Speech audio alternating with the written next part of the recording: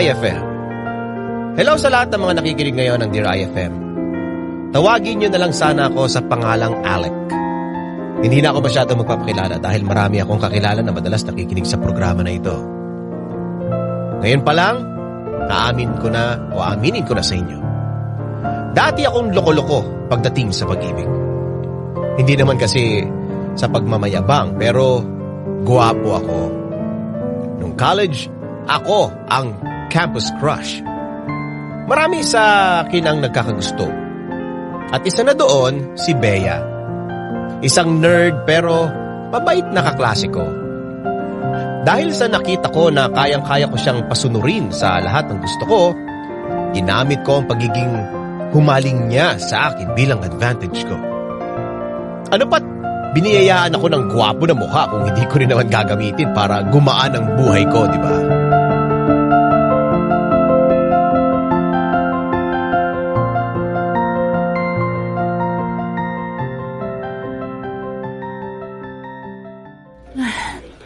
Ano kayang gagawin ko dito? Bahala na nga. Ang sipag mo naman. Ay, kalabaw! Ano ba, Alec? Kinulat mo naman ako. Sorry. Kanina pa ako dito sa tabi mo pero hindi mo ako napansin dahil, alam mo, masyado kang tutok dyan sa ginagawa mo.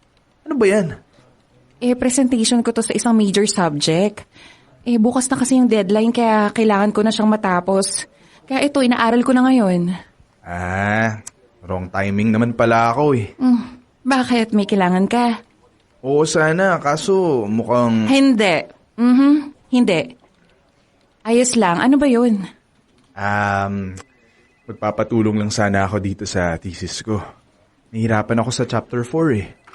Hindi ko alam kung paano ko uumpisahan. Di ba ikaw yung tumulong sa akin na i-conduct tong study na to? Oo. Nakuha mo na ba yung document kay Ma'am Bernabe? Yung para sa statistical analysis? Oo. Ito nga oh. Kaso, hindi ko rin maintindihan. Kaya hindi ko maumpisahan. Akin na nga, patingin. Madali na lang to. Alam mo, ako na gagawa. Oh, talaga? Ikaw nagagawa? Oo, ako na bahala dyan. Mabilis lang yan. Pero okay lang ba kung sa Friday ko na maibigay sa'yo? Tatapusin ko lang yung presentation ko bukas. Sige. Walang problema. Ituro mo na rin sa akin kung paano para hindi ako mayari sa thesis defense. Sure, walang problema. Akin na yung mga yan. Uy, thank you, Bea. You are such an angel. Sus, wala yun. Oh, para makabawi ako sa'yo, pwede ka ba sa Sabado? Iti-treat kita ng lunch tapos manood na rin tayo ng sine. Talaga? Oo naman. Pambawi ko naman lang para sa'yo kasi tumulong ka sa akin eh. Alam mo, kung hindi dahil sa'yo, baka hanggang ngayon nasa thesis 1 pa rin ako. Ano ka ba? Ayos lang yun, no? Alam mo, masaya akong nakakatulong sa'yo. Teka, ano yung nasa polo mo? Natapunan kasi ako ng ulam kanina sa caf. Ito kasing si Jerry, loko-loko. Sayang naman. Bagay pa naman sa'yo yung polo mo. Alam mo, i-Pride detergent mo na lang yan. Para di lang puti, kisla puti. Sige. Salamat. Kahit saan talaga, maaasahan ka, no? Hindi naman masyado. Ang swerte siguro ng magiging boyfriend mo. All around ka. Naku, bago ko isipin yan, maghahanap na muna ako ng boyfriend. Dahil kahit ngayon, wala pa rin namang nagkakamali sa akin eh. So, iniisip mo na maling magkagusto sa'yo? Ano? Kasi, sabi mo, wala pang nagkakamaling magkagusto sa'yo eh. Talaga? Yun ang iniisip mo? Hindi ba dapat ang sabihin mo, hindi pa dumarating kasi yung maswerte na lalaki sa akin? Maswerte talaga. Oo. Anong sinabi ko kanina? Maswerte ang magiging boyfriend mo. Kaya huwag mong sasabihin na wala pang nagkakamali sa'yo. Dahil kapag sinaktan ka ng lalaking minahal mo, yun, dun siya nagkamali. Okay? Okay. Sige. Una na ako Sa Friday Oh, sige. I-chat na lang kita. Thank you, my angel.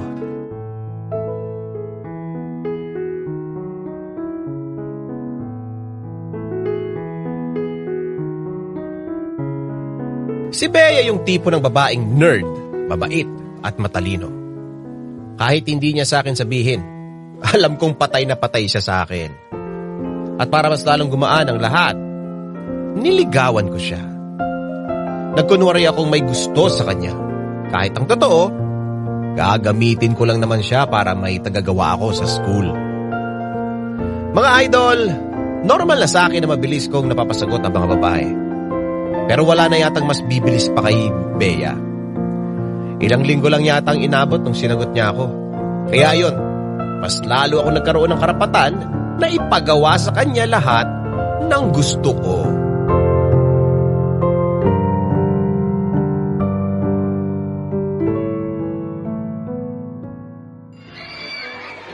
So, ang sinasabi mo sa akin ngayon na kaya mo lang niligawan si Bea para may tagagawa ka ng requirements mo? Ha? Ano pa nga ba? Grabe talaga yung kasamaan ng ugali mo, no? Ginamit mo lang yung utak niya. Anong magagawa ko? Graduating na tayo kaya dapat lahat ng requirements maipasa. Dahil sa magaling siya, di tinodo ko na. Ayoko nang bumagsak, no? Bakit mo pa ginawang girlfriend? Yun ang premyo ko sa kanya. Ikaw ang premyo? Oo naman! Ano ka ba? Kilig na kilig nga nung tinanong ko siya kung pwede akong manligaw. Dun pala, nasabi ko na konting bola lang to. Mapapasagot ko na. Hindi nga ako pinagpawisan Paano? Patay na patay sa akin. Wow, so paano mo siya dinedate niyan ngayon? Dyan lang. Yun naman ang nagustuhan ko kay Bea Simpleng babae lang. Kahit fishball ang ilibre ko sa kanya, tuwang-tuwa na siya. Ayos ka rin pala, no? May tagagawa ka na nga ng mga requirements mo, hindi pa nauubos ang laman ng wallet mo. Ganun talaga kapag gwapo. Magaan ang buhay. Buti hindi nagtataka si Bea sa mga ginagawa mo. Sus, yun makakahalata. Imposibleng mangyari yun, no? Masyado siyang patay na patay sa akin para makita niyang ginagamit ko lang siya. Hindi nga niya napapansin na may girlfriend pa ako ngayon Girlfriend? Sirahulo ka talaga. Sino naman yan? Ito pare. Maganda tong girlfriend ko. Si Francesca. Yung Miss Tourism. Hanep. Jackpot ka dun, ha? Ang ganda nun, tsaka sexy. Ang daming nanliligaw dun, ha? Siyempre. Ako na naman yung nauna. Nabalitaan ko kasing may gusto rin sa akin yun dahil sa maganda at sexy, niligawan ko na. Hindi rin pala mahirap ligawan. 1 linggo lang. Ayun! Sinagot na ako. Hanga na talaga ako sa kamandag mo, pre. Siyempre naman.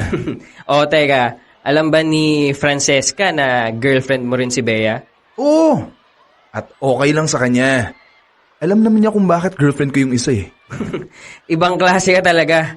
May trophy girlfriend ka at meron ka ring girlfriend na gagawin ang lahat ng gusto mo. Idol! Apir! Pero eto pre, seryosong tanong. Hindi ka ba kinakabahan na baka malaman ni Bea ang lahat? Alam mo na, mabilis ang karma. Di malaman niya. Wala akong pakialam. Ang importante, sigurado akong makakagraduate ako sa March. At yung karma? Wala lang yun. Siya naman ang dahilan kung bakit naisip kong gamitin siya Dapat pa nga siyang magpasalamat sa akin dahil minsan sa buhay niya, nagkaroon siya ng boyfriend na ganito ang itsura. Ako pa actually ang nagbigay sa kanya ng favor. Ang yabang mo din talaga, no? Mukhang asang-asa na sa'yo yung babae. Sigurado ako, nag-i-imagine na yun na kung saan kayo titira at ilan magiging anak nyo. Ako? Magkakaanak sa kanya? Wag na, oy! Grabe, may itsura naman si Bea. Pwede na yun. Sayang naman ang mukhang to kung dun lang ako mapupunta. Wag na, no? Nasa labas na pala si Francesca. Una na ako, pre. May date pa kami. Sabay na ako sa'yo palabas. Sige, tara.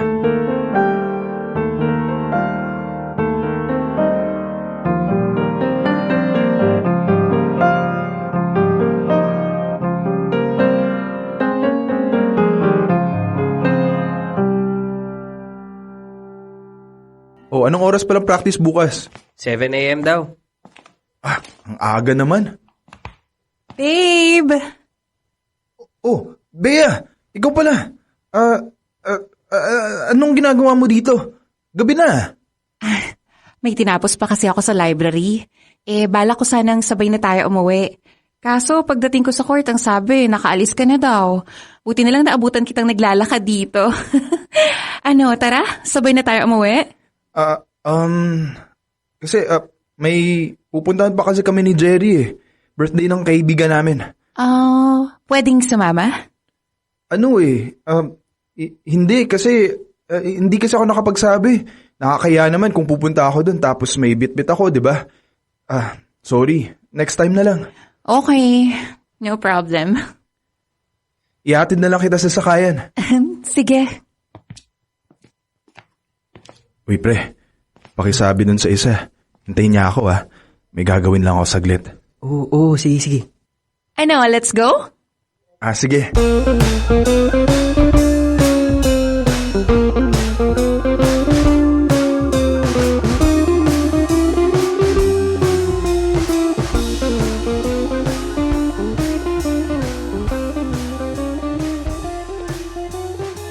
Mga idol, ni minsan, hindi naghinala si Bea na bukod sa kanya, meron pa akong ibang girlfriend. Sakto naman kasing magkaibang department kami ni Francesca kaya pwede ko siyang i-date na hindi nalalaman nung isa. Lumipas ang ilang buwan. Nangyari naman ang plano ko. Maganda ang mga naging grades ko sa lahat at dahil yon kay Bea. Habang nagpapakahirap siya sa paggawa ng mga requirements ko, nagpapakasasa naman ako sa feeling ni Francesca.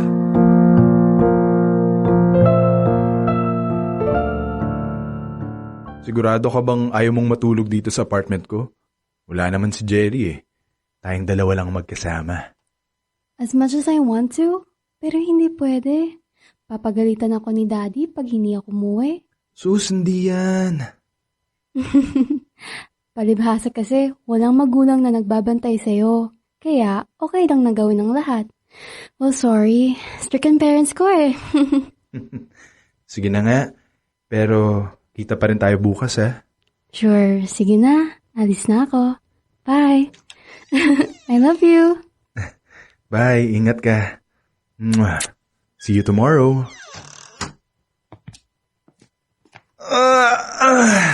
Ano kayang pwedeng gawin ngayong gabi? Alam ko na. Maglalaro na lang ako. Magpapataas ako ng level.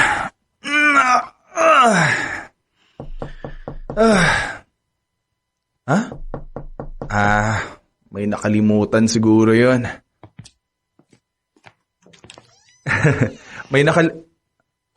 Bea? Hi, pwedeng pumasok? Sige, pasok. Oh, ano palang ginagawa mo dito? Ibibigay ko sana sa'yo tong paper mo. Pinrint ko na para hindi ka na mahasal. Salamat. Nakita ko pala si Francesca dito. Nakasalubong ko siya sa hagdan. Galing siya sa'yo? Ha? Bakit naman siya manggagaling dito? So, hindi siya galing dito. Hindi. Aray! Ba't mo ko sinampal? Dahil sinungaling ka! Nakita ko na mismo dito sa apartment mo. Lumabas ang babaeng yon. Nag-kiss pa nga kayo eh. Ang kapal din ang mukha mong magsinungaling sa akin. Ano? Bakit hindi ka magsalita? Hindi mo man lang ba ipapaliwanag sa akin ang mga nakita ko? Ha?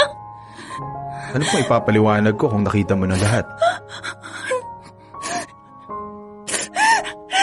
Hayop ka! Ano ba? Manloloko ka! Tama na! Manloloko ka! Nasasaktan na ako! Manloloko ka! Ano ba? Bea!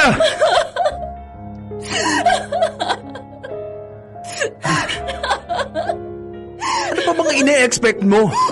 Na magiging loyal ako sa'yo? Akala ko ba matalino ka? Ba't naniwala ka na talagang mahal kita? Ha?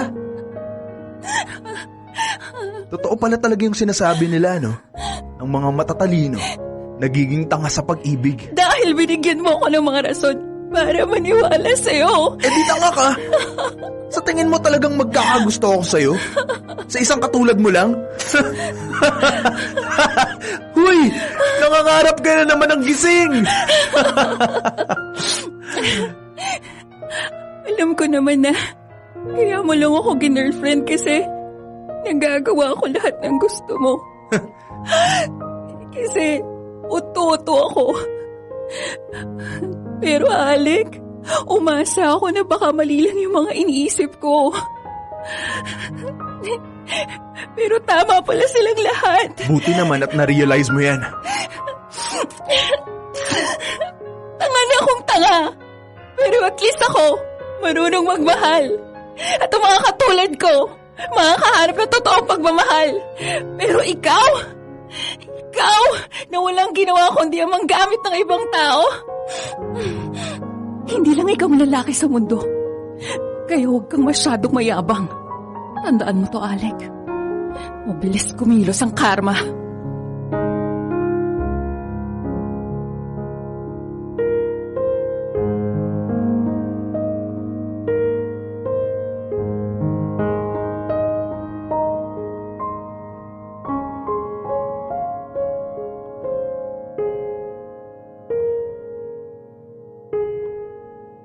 Mga idol, hindi naman ako ganon kamanhid para hindi maramdaman na nasaktan ko ng sobra si Bea. Nakita ko kasi yon sa mga mata niya. Nakonsensya ako ng bahagya, lalo na nung iniwasan na niya ako.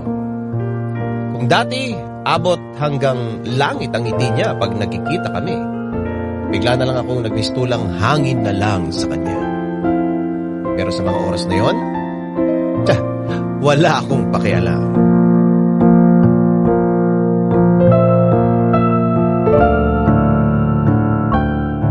Mga idol, nakagraduate naman ako dahil nung naghiwalay kami ni Bea, malapit na ang graduation.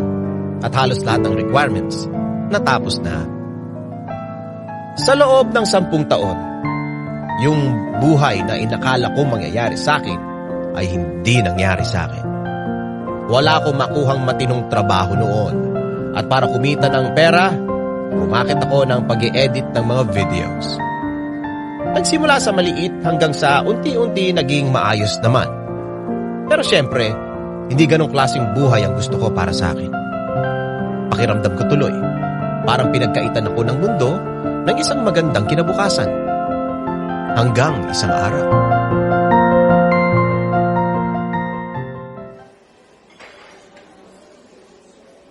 Kumusta ka na pala? Eto, ayos lang naman. Actually, kakapromote ko lang last month. Supervisor. Wow! Congratulations, ah! Thank you. Iba ka na talaga ngayon. Hindi lang sa karir. Ang laki din ng pinagbago mo. Physically, mas lalo kang gumanda. Hindi naman. Saktong white papaya with vitamin B3 ang gamit ko. Papaya puti, papaya fast. Ah, kaya pala. Sigurado ka bang yun lang yung kakainin mo? Parang ako yung nabibitin para sa'yo eh. Oo naman. Sanay na akong ganito lang ang kinakain ko. Alam mo na, pagtipid. Di sana hinayaan mo ako magbayad ng pagkain natin. Akong lalaki. Bakit ako magpapalibre sa'yo? Saka, alam mo, okay lang ako. Kakasweldo ko lang naman eh. Buti nga, nagbayad na yung kliyente ko ngayon. Akala ko, buwan na naman ang hihintayin ko sa kanya. Siya lang ba yung kliyente mo? Hindi naman. Marami pa. Kaso, ganun talagang buhay, freelancer. Minsan, hindi mo alam kung kailan ka babayaran. Kaya dapat marami kang source of income. Kasi kung hindi, wala ka rin gagastusin. Bakit hindi ka nalang mag-apply sa kumpanya talaga? Para may fixed income. Ay nako, walang tumatanggap sa akin nun eh. Hindi ko alam kung bakit. Graduate naman ako pero wala talaga. Kaya ayun, pumasok ako sa mundo ng freelancing. Okay naman ang income ko. Hindi nga lang consistent. Minsan mababa, minsan mataas. Ba't hindi ka mag-VA? Yung virtual assistant? Oo, susubukan ko rin yun. Pero baka part-time lang muna kasi gusto ko sana 2 trabaho ko. Para mas marami akong kikitain pera. Wala ka bang balak magpahinga? Nako, hindi ako pwede magpahinga. May araw-araw akong gastusin, tsaka hindi pa naman ganun katibay ang savings ko para kahit mawalan ako ng racket, buhay ako. Ah, Alam ko kung anong iniisip mo sa akin ngayon. Bilog talagang mundo, no? Ito na yata ang karma ko sa lahat ng mga nagawa kong panloloko. Saka sa pagpapasarap sa buhay. Siguro nangyari na yung mga sinabi mo sa akin noon na mabilis kumilos ang karma. oh? Sinabi ko ba yon? Oo. Galit na galit ka pa nga nun eh. Yung gabing nag-break tayo. Kasi nalaman mong niloko lang pala kita. Ang bigat ng pagkakasabi mo nun. Kaya nung nagkanda leche-leche ang buhay ko, ikaw agad ang naisip ko. Oh, sorry ah. Ha? Naku, huwag kang mag-sorry. Alam kong nasaktan kita ng sobra nun. Saka, tama lang to sa akin. Parati ko kasing naisip na hindi ako mahihirapan sa buhay. Kita mong nangyari sa akin. Alam mo, sakto lang yung pagkikita nating dalawa ngayong araw. Kasi sakto, hiring yung company namin eh. Office staff. I can talk to our HR para i-recommend ka. Kaklose ko naman yung head doon. Oh, talaga? Oo, hindi naman ganun kalaki ang sahod, pero... Oh, sige. Okay lang sa akin. Well, that's great. Email mo lang sa akin yung resume mo. Tapos ako na bahala. Hindi naman masyadong demanding yung work mo, so pwede kang rumakit. Actually, marami yung gumagawa ng ganun sa amin eh. As long as alam mo yun, hindi mo siya gagawin sa office. Oo naman. Ganun talagang bala ko. Para may fixed income ako. Tapos yung kikitain ko sa mga racket ko, yun ang ipon ko. Yun naman pala eh. Huwag ka mag-alala, ako bahala sa'yo. Ako! Thank you ng marami, Bea. Simula pa lang talaga nung una. Para kang anghel sa buhay ko. Pero hindi na kita binobolo ngayon ha.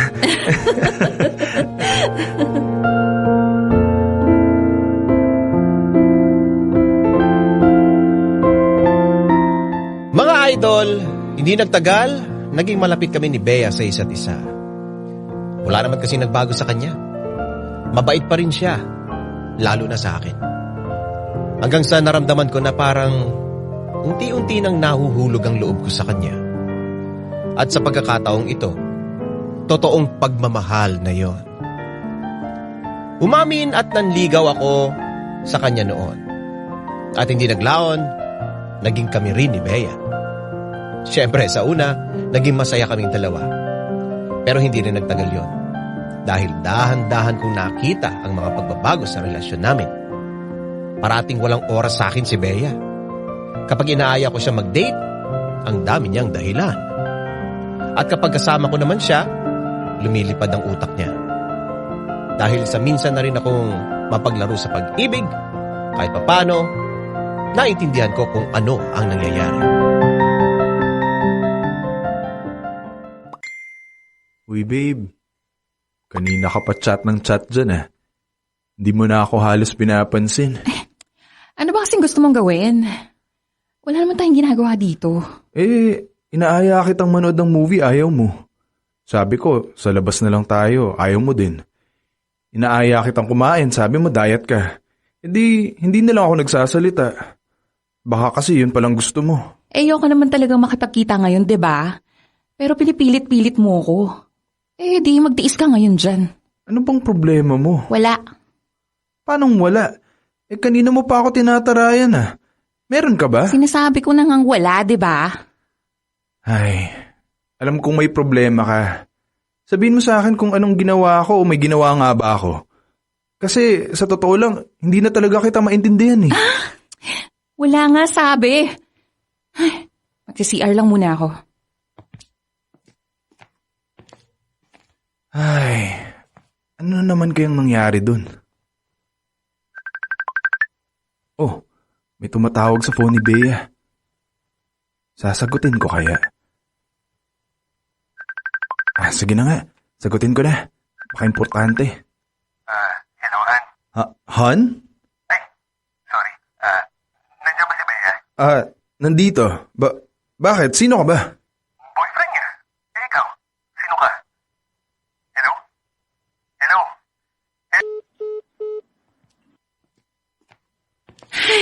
Nagugutom na pala ako. Sige, tara na. Kumain na tayo. Oh, bakit ganyan ka makatingin sa akin? Wala. Teka, bakit hawak mo yung phone ko? May tumawag kasi. Sinagot mo? Hindi. Bago ko kasi sagutin, namatay na agad. Hindi ko alam kung sino. Hindi kasi nakaregister yung number sa phone mo. Ah, okay. Baka wala lang yun. Akin na yung phone ko. Hoy, yung phone ko akin na. Sorry. Ito. Ano? Tititigan mo lang ba ako o kakain na tayo? Sige. Tara. Kain na tayo. Kunin ko lang yung wallet ko sa kwarto ko. Okay, sige. Mauna na ako sa baba. Okay.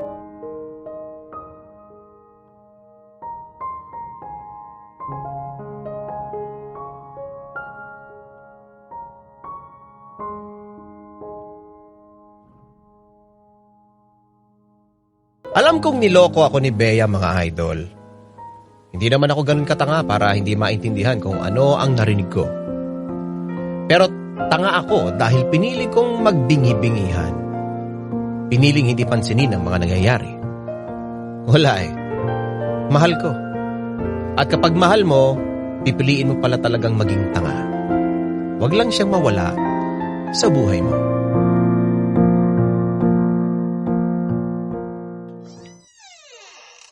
Oh. Bakit ngayon ka lang? Mahaba yung pila sa grocery store eh. 3 oras kang nawala dahil sa mahaba ang pila. Ganun ba kahaba yun? Hanggang sa entrance tapos iisa lang yung cashier? Ano ba, Alec? Namimeloso po ka ba? Ay, bahala ka nga dyan. Oo nga pala. Nakita mo ba yung phone ko? Naiwan ko dito eh. To, pwede ba akong magtanong sa'yo? Ano? Mahal mo ba talaga ako? Anong klaseng tanong yan? Huwag mong sagutin ang tanong ko ng isa pang tanong. Oo naman. Ba't parang napipilitan ka? Pinilit mo lang ba akong mahalin para sa ibang dahilan? At ano namang dahilan yon, ha? Ewan ko. Ikaw ang nakakaalam, di ba? Ngayon, balik tayo sa tanong ko. Mahal mo ba talaga ako? Alam mo, wala akong panahon sa drama mo ngayon, okay? Sabihin mo sa akin yung totoo, Bea. Okay lang naman eh. At kung ano man yung sasabihin mo, pinapatawad na kita. Wala pa man akong naririnig na sorry mula sa'yo. Sige, tatanggapin ko. Dapat lang naman to sa akin, di ba? Teka, ano bang pinagsasabi mo dyan? Matagal ko nang alam ang lahat. Kaya please lang, diretsuhin mo na lang ako. Wala akong naiintindihan sa sinasabi mo, okay? Ayaw mo talaga? Sige, ako na lang magsasabi. Nung isang araw, may tumawag sa'yo na lalaki at Han ang sabi niya. At kanina naman, sinundan kita. Nakita kong may kasama kang ibang lalaki. Kaya ang hula ko, yung lalaking tumawag sa'yo at yung kasama mo kanina, iisa lang. Maliban na lang kung nangongolekta ka ng lalaki. 3 pinagsasabay-sabay mo. Ang kapal na mukha mo! Tama nga ako. Sabi ko na nga ba eh. Alam mo kung bakit ang bilis kong nakapansin? Kasi ganyan din ako dati.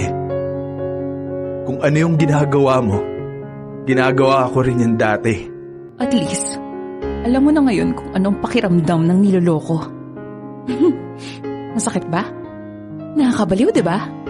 Yung ilang beses mong tinatanong kung ano yung mali sa'yo. Ginawa mo naman ang lahat eh. Pero bakit pinili pa rin yung saktan ka? Lukohin at ipagpalit sa iba. Nasasaktan ka ngayon? Buti naman. My God, Bea! 10 taon nang lumipas. Pinagsisihan ko ng lahat ng nagawa ko sa'yo. Kinarma na nga ako, di ba? Hindi pa sapat ang lahat ng naranasan mo. Dahil yun yung totoo. Alam mo kung ano? Ako! Ako ang karma mo! Nakakatawa nga eh. Dahil nakita kong sarili ko sa'yo noon. Tanga. Uto-uto. Ang bilis din palang mabilog yung ulo mo. Akala ko ikaw pa rin yung Bea dati. Nagkamali ako. Ang laki ng pinagbago mo. At dahil yun sa'yo, kinailangan kong tapangan yung sarili ko para hindi na ako maloko pa ulit ng mga katulad mo. Minahal mo ba ako? Yun ba? Sige, Aaminin ko. Muntik na. Muntik na naman kitang mahalin. Pero buti na lang nagising ako. Dahil kung hindi, magiging kagaya na naman ako ng dati. Uto-uto pagdating sa'yo. Kaya ako naman ang magsasabi sa'yo nito ngayon. Sa tingin mo talaga magkakagusto ako sa'yo? Sa isang katulad mo lang? Hoy! Nangangarap ka na naman ng gising. Okay, fine. Ikaw ang karma ko. Pero sa ginawa mong to, anong kaibahan mo sa akin? Wala. Manloloko ka na rin. Kaya ibabalik ko rin sa iyo ang sinabi mo sa akin noon.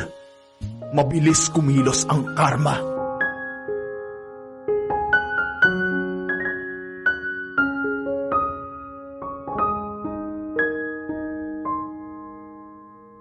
Alit dahil ako ang unang nagloko.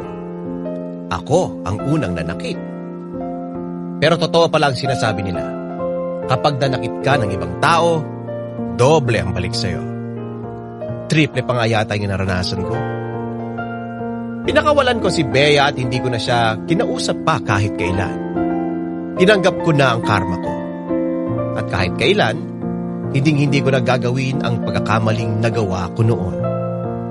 Masakit ang makarma, mga idol. Kaya sana, huwag niyo akong gagayahin. Hanggang dito na lang. Alec.